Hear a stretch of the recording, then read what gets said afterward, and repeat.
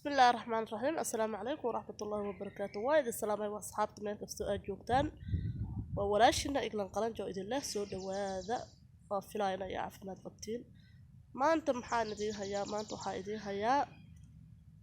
سيدان نكاد أسوجي ذكرتا نكاد وحا أسوجي ذكرتا نكاد هرتا أديقو قبا إنو ناك راسد وقلت sababtoo adiga keenay horta ilaahay wuu baneeyay afarnaag inuu ninku guursado laakiin nabiga kaleey salaatu wasalaam asoo islaamihiisa yuu u jeclaa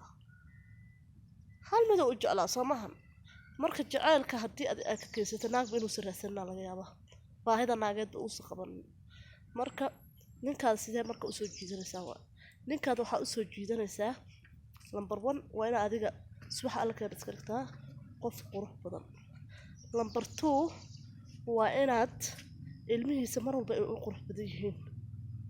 number 3 waa inuu cuntada uu cunayo maalin walba saan inta ma sha Allah ya aasisa number 4 meesha uu seexanayo iyo gurigiisa maalin walba inuu oros amal u yahay qurux meel ilma joogaan oo bahalkii aadan ka dhigin mar walba inay qurux badan yihiin number 5 adiga subax walba inaad iska dhigtid qof cusub صراحة marka ninkaas soo jiido si qurux badan iska dhig gabar cusub iska dhig ilmihi ma sha Allah ka dhig adiga dhoola cadee farxad tus cuntada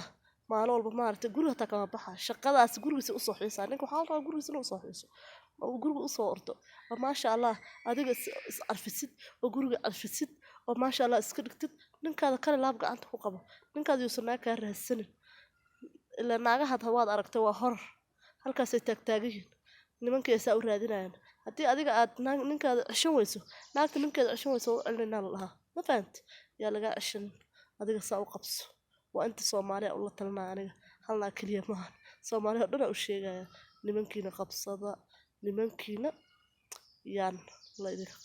qabsada hatta haduu naag guursado adiga kuma ilaawa safsu ku naagaha naagta ugu jecelahay noqonaysa sharaftaada iyo araftaada iyo quruxdaada nadaafadaada ilmahaada ma sha Allah naag ilma dhashay la iska dhigo mar walba qof cusub ma sha Allah bismillaahir rahmaanir rahiim assalaamu alaykum waraxmatullaahi wabarakaatuh soo dhawaada idin leeyahay subscribe ka hilmaaminina